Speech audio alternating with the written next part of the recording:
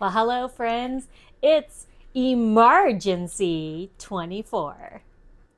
I was invited to this EMarchency24 collaboration by Natasha over at the Budget Preppers and Tanya at Lowe Family Adventure. This is my second video in this collaboration. In the first video, I made a dessert in a jar using a stovetop baking method. Today, we're going to make a beef meal in a jar 3 ways, and they are just add water recipes. So these are super simple, perfect for travel or any emergency situation. Today, we're going to have beef made 3 ways. And you can cook these with just simply using hot water. And I'm going to show you how that works with my hot water kettle that is portable and that I have added to our EMarchency24 giveaway. So stay tuned for that opportunity to win a whole bunch of fabulous prizes. All the details will be in the description below. Okay, so to get started, first up, we are going to make a beef soup in a jar that is gluten-free and is absolutely delicious. This passed the taste test of all my children. It's a little bit reminiscent of a pho, if you like pho soup. How liquidy it is totally up to you. So you can make it a little more hearty, or you can make it more of like a soup, okay? Whatever makes you happy. So I'm going to start again. A quart-sized canning jar. This is going to serve probably 2 people unless you're super duper hungry. If you have a big family, make multiple jars or use a 1/2 gallon jar and just double or triple the recipe as appropriate for your family. I prefer to make multiple smaller jars because, sometimes not everybody is going to eat the same thing. And so to me, it makes sense to have like 2 serving containers, multiple of them instead of a larger that's going to feed all 6 in our house currently.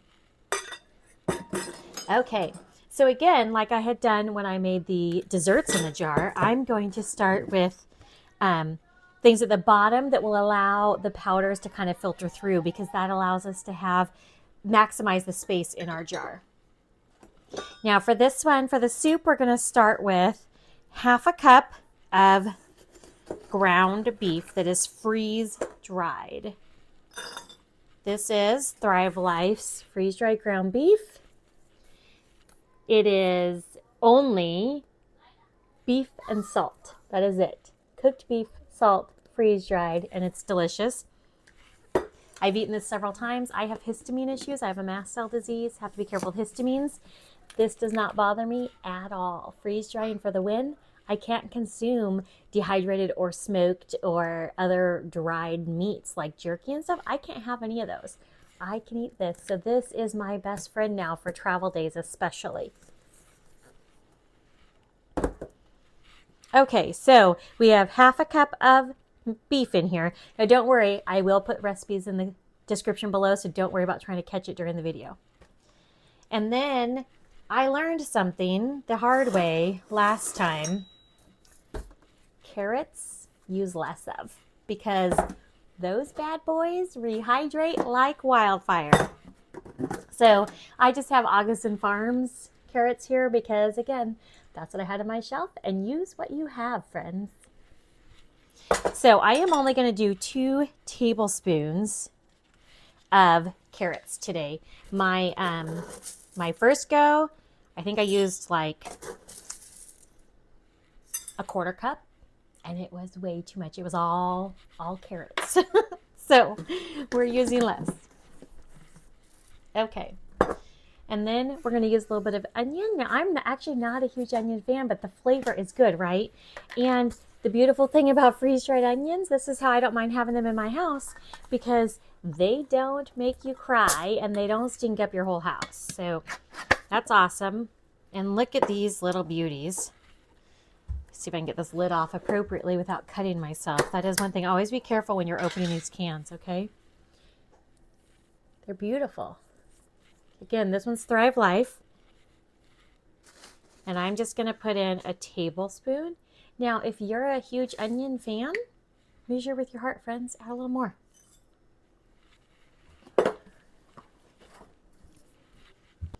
Okay, so up next is going to be some freeze-dried broccoli. Now, I just got this one in my shipment yesterday, so I haven't opened it yet. I don't have the best can opener in the world, but you know, if it's an emergency, you won't either. You're going to have a manual can opener. Okay? Make sure you have some extras on hand, because the last thing you want to be is stuck in an emergency situation without a way to open your canned foods.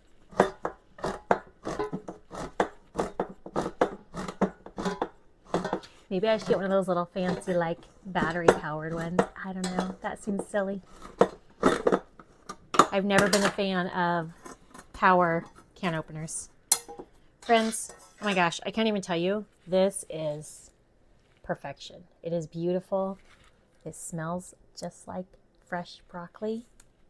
And it's gorgeous. Oh my gosh, I'm excited about this because I love broccoli. It's my favorite vegetable. So I'm going to put a half cup in here. If it looks a little skimpy to me, I might increase it because this mama likes her broccoli. Okay. Now, you could go a little crazy here and do whatever you want. You could throw in some corn. We got some of that. Maybe some peas. Whatever vegetables you enjoy, you can add here. There's no rules. It's what makes your heart happy. Maybe you want a variety. Do that. Okay. Now, for broth in this, what I did is I have this bare bones bone broth sticks. These are gluten-free. They're literally just a stick of broth powder. And I wasn't quite sure how this was going to taste, but it was really good. All I did was add a little more salt, and it was amazing. And this also adds another 10 grams of protein to the dish, so you can't go wrong with that. Now, use bouillon if you like. I don't use bouillon in my life because it's got a lot of ingredients in it that we just don't use. So that's why I opted for this. Is it more expensive? Yes. To me, the quality food is worth it. But you do you. There is no judgment here. This is about making sure that you are prepared in an emergency situation to take care of your family. So I poured it in there. I settled down. Happy pappies. Now I'm looking at that going, oh, I really could add more stuff because this is a fairly big jar. But if you want it soupy, then you want more broth room. If you're going to make it more hearty noodle dish style instead of soupy, then you could add some more veg. You could double the meat, whatever makes you happy in here. Just allow room for your noodles. And for me, these are just gluten-free rice noodles. These ones I think were listed as pad thai noodles. I accidentally threw the box away. I meant to save it to show you guys, sorry. And they actually came in little individual bags, which I think is amazing, so you know what the serving size is. And now last time I just left them whole just like this in here. And you know what? I think I'm just going to do that again. It's totally fine. We just have to make sure that they're going to get underneath your liquids, okay? So there we go in a jar. Now this is the exact amount. This is how I made it last time, except I reduced the carrots because, like I said, that was too much carrots last time. But I'm going, there's room in this jar. Let's add a few more veg to it. Maybe a little more meat. We are definitely carnivores in our house. We're all about the meat. So we're going to increase the meat there. And I think we're going to add a little more broccoli to the top of it. Now you might be saying, Jamie, why aren't you adding some corn and peas instead? Well, guess what? I don't like peas. And I'm not a huge fan of corn, although my husband loves corn a lot. He is a huge corn fan. I see corn as a starch, and so I don't really use it a whole lot. I don't believe it's super health promoting. So since this is going to be mine and my daughter's soup for lunch today, I'm not going to put those in. I'm going to add just a little more carrot to it. Okay. Only because I want it to look prettier. So there we go. I'm going to seal it up. Again, I'm going to take my fancy little labels that I showed you, my not so fancy little labels that now I've misplaced, and I would just label the top. And my instructions are fill with boiling water, replace the lid, and allow it to sit. It takes about 10 to 15 minutes to reach the temperature, not the temperature, it takes about 10 or 15 minutes for everything to be like good and rehydrated or refreshed, for those noodles to be tender and for it to be delicious and ready to eat. You might just have to test it a bit until it gets to where you want it. Super easy, super nutritious, super delicious. Stay tuned and I'll show you how to rehydrate this. Okay, so now you want to know what is our second beefy meal today. The second one is going to be a beef stir fry. Now you can enjoy this just refreshed with boiling water like our soup meal, but you also could refresh it with boiling water and then you could pan fry it over your gas stove, your propane camp stove, your butane burner, whatever emergency stove cooking method that you have available. If you stir fry it, then you're going to get that final just like really delicious finish to it. But it's not necessary. It works and it's good with just boiling water. Stay tuned. Okay, so once again, friends, this is a beef meal, and it's not going to look that different at the beginning from the last one we did. We are going to use 1 cup of the beef.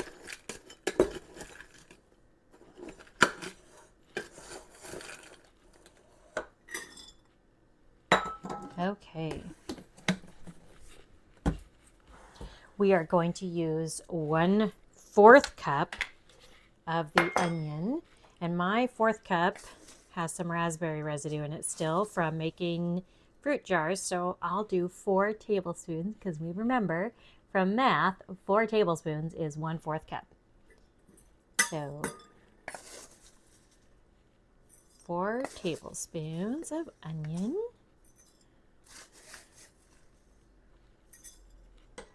That looks like a lot of onion to a girl who doesn't like onion, but it will provide delicious flavor. Go up or down based on what you enjoy. And now we're going to go back for that delicious broccoli that I am in love with. Oops, I'm throwing them out. And we are also going to add 1 cup of broccoli.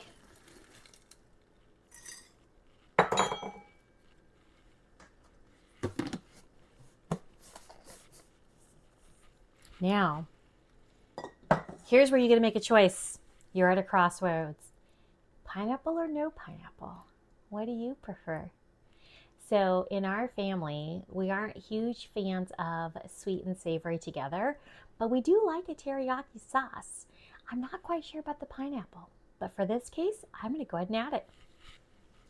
So we are going to take a 1/2 cup of our freeze-dried pineapple.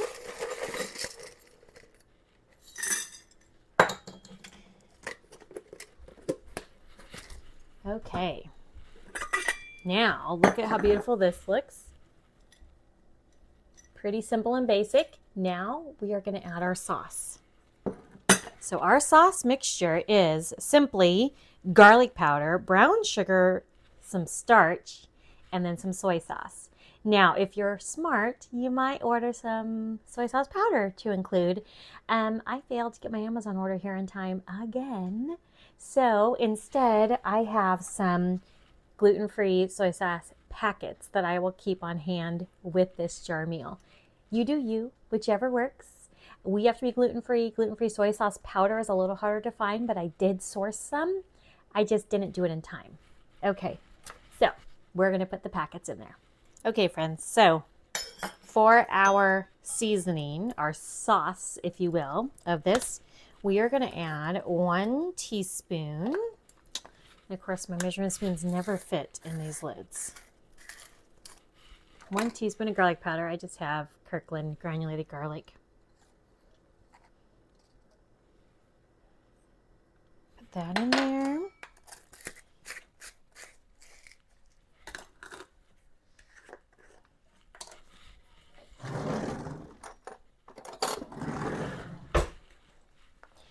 I'm going to do a pinch of ground white pepper.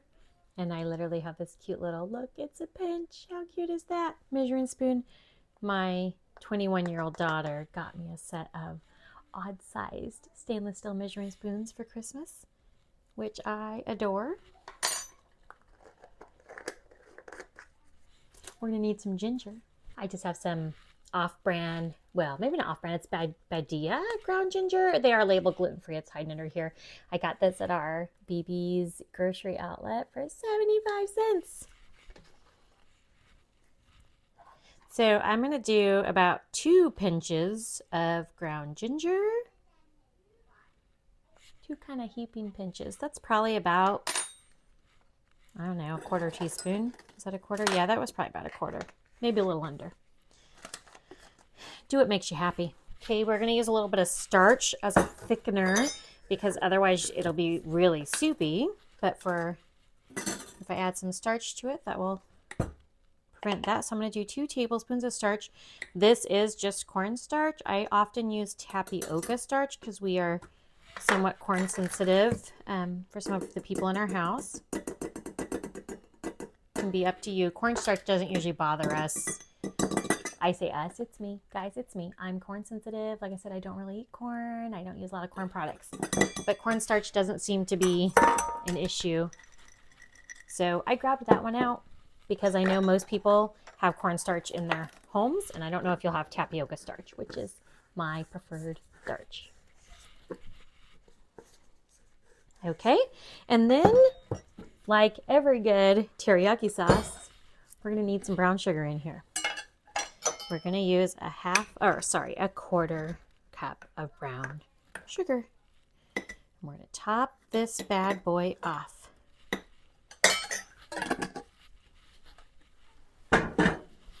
Now, for the soy sauce, I would just stick the packets right in the top here. Since I didn't get the powder, again, oops. But then I know I've got a whole meal in a jar. And I don't have to worry about missing any ingredients in an emergency situation, or if I was taking meals to a new mom or somebody that's having health issues or anybody else who might need a little helping hand and I want to give them some shelf-stable jar meals, it's ready to go. I would give some little instructions on here, label it, and make sure they knew how to cook this. And again, this can be made purely by adding the boiling water. Fill it up, allow it to sit for 15 minutes or so until it's fully hydrated. Just check it, you know? So obviously if you're using the soy sauce packets, take them out first. Then add your water, set them on the side. Once it's hydrated, pour your soy sauce in, mix it all up, enjoy it. Or at that point, you can toss it into a cast iron skillet, frying pan, whatever, and just fry it up a little bit with a little bit of oil that you have in hand and enjoy it as a finalized like stir fry meal. Now you also can serve this with some rice. I decided not to put it in here because I didn't want to lose any space and make this serve less people. Now if I had a jar of instant rice on hand, when you need a jar, you need about a cup or 2 depending on how many people.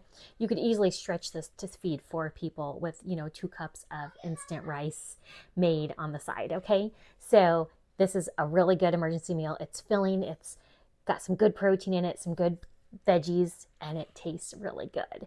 And you can skip that pineapple if you're not a fruit and meat together kind of person. Leave it out. Serve it on the side. Just rehydrate it with some of that water and have some fresh tasting pineapple, or eat it as it is, dried. It's delicious.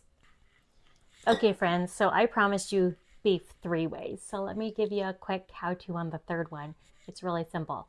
So it's basically taking that soup we made, but making it low carb, because some of us, carbs aren't our friend. It's a bummer, I know, but it's also reality.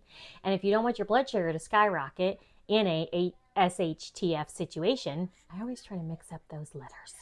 Or in an emergency situation, the last thing you want is to end up in the hospital with like crazy blood sugars or something, right? Or not be able to get what you need to be well, okay? Now, like I said, I don't have diabetes, but I was on the brink of it and I refused to accept that. So I wear a Dexcom, I manage my health, I took charge and I said, no thank you to that nasty disease at this stage of my life. Hopefully never by making these choices. So I'm going to show you just a low carb version of our soup, kind of, except it's not, well, it could be a soup or it could be thicker, like a, I don't know, just kind of a pile, but it tastes really good. I've had it. Okay, so again, I'm going to start with our ground beef, and this one's all about the protein and lower carb. So I'm going to put in a full cup of the beef. You could go more. Again, whatever makes you happy here is good to go. Okay, because fats are vitally important when you're eating low carb. I mean, they're vitally important no matter what, always. They're really good for your brain. But eating low carb especially, you want to make sure that you have enough nutrition. So I'm going to add 2 tablespoons of our butter powder. And once again, this is August and Farms. It's not Thrive Life. It's not as delicious, but it works just as well. And I'm going to use what I have. I'm not going to bust open another canister until I've used up this one. Okay. So 2 tablespoons of butter mixed in. Now, I did mention I'm not a huge fan of onions, but they do give a nice flavor. So I'm going to go ahead and put a tablespoon in here. I might be prone to just use onion powder. Maybe it's a texture thing for me. I don't know. But today, this is what we're going to have. And then I'm going to choose from some of the veggies. And I am going to go with broccoli again because, like I said, it is my absolute favorite. I'm going to put a full cup of broccoli in here. Now, some other options, of course, you can do, I did get some butternut squash. I thought I might enjoy that in there. Butternut squash isn't too bad. If I put a half cup of this in, I'm only adding 8 carbohydrates. 8 carbohydrates, and 3 of those are dietary fiber. So that's not too bad. So I think I will go ahead and add some of these in. I seem to be struggling with these cans today. Take this out briefly. These are much larger chunks, so if you need to, you could crush them to really get them to fit. Some nice little squash in there for variety. And then I love me some cheese. If you don't, if you can't have dairy, whatever, leave it out. I enjoy it. So I'm going to add it in here. Now, one thing I might do would be to put it like in a little separate container or a baggie and put it on top. And then once you rehydrate everything, sprinkle it over the top as a condiment. However, it's also really good if you just put it in, add the water, and then let it all mix up kind of like a cheesy sauce as you're rehydrating or refreshing these foods. It's really good. So I'm just going to go with that because I'm all about keeping it simple today, friends. And I'm going to add some of my favorite seasoning blend. This is just a Spice Island organic garlic and herb seasoning. It's really good. It'll just give us some delicious flavor in there. I'm going to go with 2 teaspoons. Always adjust the seasonings to your taste. And then I'm going to top it off with that cheese.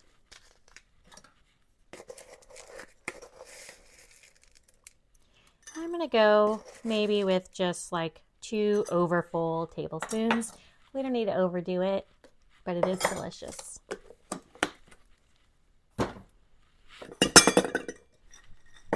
Okay. And then I'm just going to cap that.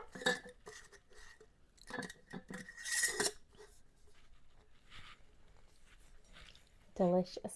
I guess we would call this a low carb casserole, right?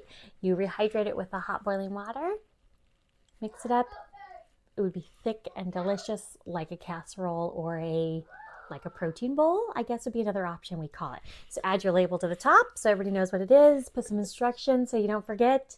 You could just say, just add water, because that's what these are. EMarchency24, just add water. All right, let me show you how we make the soup and how our hot water kettle works. I'm only going to make the one rehydrated today because my family does not need to eat all 3 of these in one day. That would be silly, and I don't want to waste food. So I'm going to show you the one. The concept applies to all of them, okay? Hang tight. Okay, friends, let's talk about how we would refresh, rehydrate, cook, whatever you want to call it, these just add water EMarchency24 meals in a jar. So I have this really nifty water kettle. It's already filled with my reverse osmosis filtered water because I'm anti-public water source. Sorry, guys. So I filled it up over at the sink. This is just a basic, it says portable kettle. Comes with its power cord, which we can use in our car with an adapter. Easy peasy, makes it on the go. Now, I have included or added one of these water kettles to our giveaway for the EMarchency24 collaboration. It may not be this exact same one, depending on if it's in stock or not, but I will ship it directly from Amazon to the winner at the end of the EMarchency24 collaboration when the winners are drawn, okay? So somebody will get a portable water kettle from me in the prizes at the end of the month. Let me show you how to do this. This thing takes, I think it says 7 minutes, but I really feel like it boils in about 5 minutes. It's pretty fast. So anyway, I'm going to go ahead and boil this water. My plug is hiding back here behind stuff.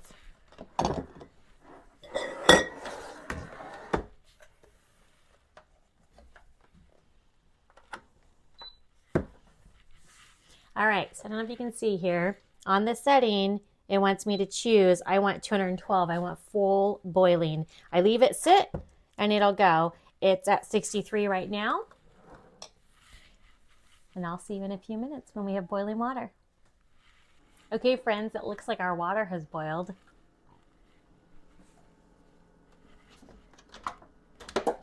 I'm going to go ahead and unplug it for safety.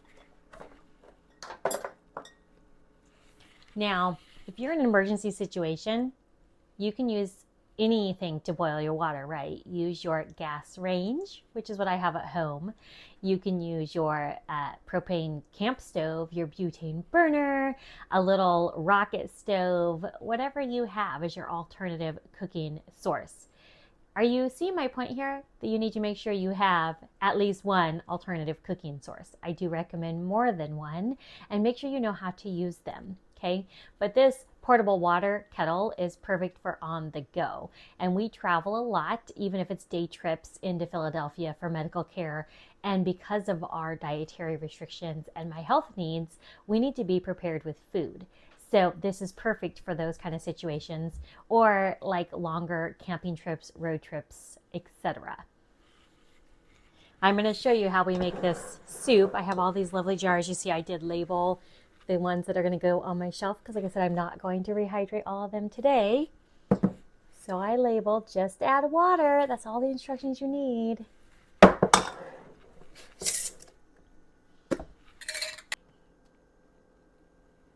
Now you'll notice I opened that kettle pretty carefully. I don't want any steam to like bust out. It is boiling water.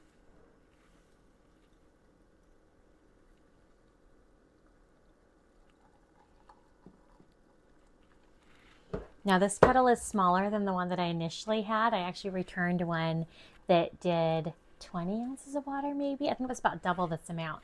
And I really liked it, but it had a fragrance inside of it that I could not get out even boiling, and I just can't. I'm too sensitive to that. So that one went away. I forgot to bring a fork over here. I'm just going to make sure everything is pushed down. Now, if I really wanted this soupy, and especially if I was at home using my kettle on my gas range, then I would probably fill it, you know, all the way up. Right now, my goal is to make sure that, it's hard to see, that everything is under that liquid because I'm operating with my smaller portable water kettle. I think this only holds 10 or 12 ounces. What does it say? 380 mils. So 250 mils is about a cup, okay? So yeah, I think it's a 12-ounce kettle. I'm going to go ahead and put the lid on it, and it's just going to sit right here, and it's going to wait for a few minutes.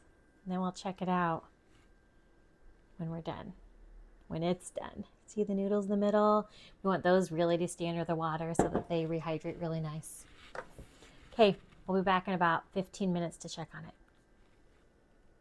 Okay, friends, it's been about 10 minutes and we're going to take a look at this soup and see how it is. I went ahead and boiled some more water to top it up, and I learned something with you today, and that is my camera's too low. Let me fix that. Okay, that's better. I don't feel like I have to bend over as much now. So I learned something with you today, and what I learned was that this travel kettle that I got doesn't really boil enough water if I'm doing quart-sized jars. So I did a second round. I probably wouldn't want to do that on the go. A long trip, probably not a big deal, right? Where I have longer stopping time. But for our day trips, I think I would make a single serving in a pint jar, and do it that way. And then I could just boil separately for each person so that one is hydrating while the next one's going if needed. Because in the car, trying to start it and then wait another 7 minutes or so to boil more water to add to the same jar, that just seems a little complicated to me. Now, I did like my first water kettle for that reason. It made plenty. It filled the jar up. I actually had extra water left over.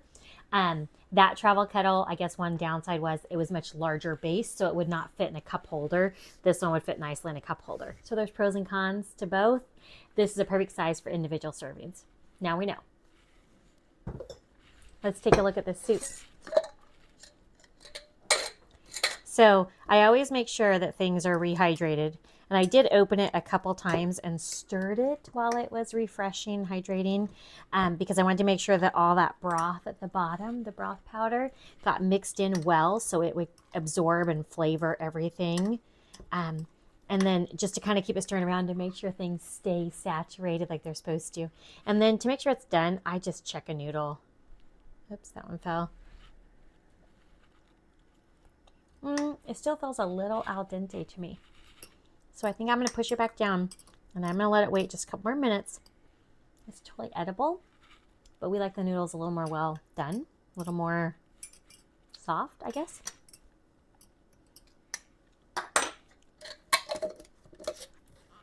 Give it just a couple more minutes. Okay, friends, I'm pretty sure the soup is ready to eat now.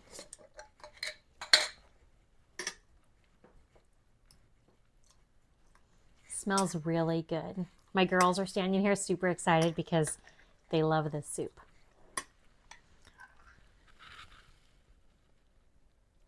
Delicious. My daughter says smell-o-vision. Too bad we don't have that, right? Got some bowls here. Now, if you're on the road and you do this in smaller jars, you just eat right out of the jar. There is no need to transfer. But since we're at home and we did a large jar with multiple servings, we're of course going to transfer some to bowls. Let's see if I can get it out of here. This is the one perk to breaking up the noodles before you doing it, before you put them in, is because it's easier to separate them if they're in smaller chunks. I want to get some of these goodies out of here too. Now Eliza, as you may remember, has a feeding tube, so she doesn't eat a lot orally, but we do give her some food. So this is her little soup bowl. I'm going to give Julia the purple because I know she's going to like that one. There's lots of noodles going. Julia's so excited over here. We're going to